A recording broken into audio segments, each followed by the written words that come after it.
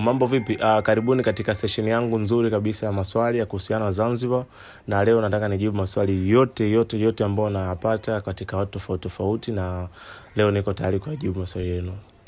Kaa baki na mimi nisikilize mpaka mwisho. Nilikaa siku hiyo, nakumbukaga nilifukuzwa kazi. Baada ya kufukuzwa kazi kwao ikanilazimu mimi nianze kufikiria njia mbadala nitafanyaje ili kusudi niweze kupata kazi. Kwao nimekaa sina hili wala lile, lakini kuna mwanangu mmoja nakumbuka ndo akaja akaniambia, "Wewe mwanangu, unajua IT, unajua nini, unajua mitandao, umetumia mitandao muda mrefu," kwa sababu kipindi hicho nilikuwa natumia Instagram, TikTok. Wewe uweze kufanya ukaibadilisha, uanze kutafuta wageni kwa kupitia hiyo mitandao. Kondo ilipo nianza kunipa lemon, nikaanza kupost, nikapost. Ikuleta matokeo ya haraka, lakini ilikaa muda mrefu, almost karibia wiki mbili, nikaanza kuona matokeo yake. Na mara kwanza kabisa naanza kupokea mgeni wa kwanza, sitamsahau yule mgeni wa kwanza. Sitaweza kumtaja jina, sitakajua ni wa kwanza. Lakini nilikaga na uoga sana ile mara kwanza nimepokea yule mgeni. Lakini nilikuwa na dereva wangu pia Shukuru, na mpaka leo hii nipo naye na mheshimu sana na mshukuru sana. Ndio mtu ambaye pia alinielekeza mambo mengi sana katika hii tourism. Yeye alikuwa ni dereva, lakini pia namshukuru sana, ni mtu ambaye namheshimu mno.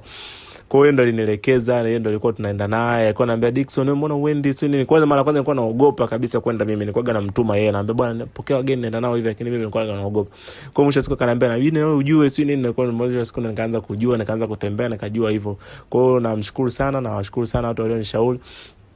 Kwa hiyo ni kitu ambacho kimenibadilishia maisha. Sema tuligombana sana na familia, lakini anyway ndio ilivyokuwa mpaka nikaingia kwenye tourism. Siku nyingine nitakuja na disave vitu vyote.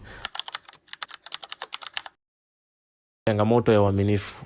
Mimi nimebase sana katika wageni wa Tanzania, yani mainland Tanzania. Kwa hiyo nakuta changamoto naoipata wa Tanzania wengi kuamini mtu ni ngumu sana. Unajua sisi wa Bongo na wazungu ni tofauti moja. Wazungu wamenyooka sana, lakini wa Tanzania sisi tuna janja nyingi.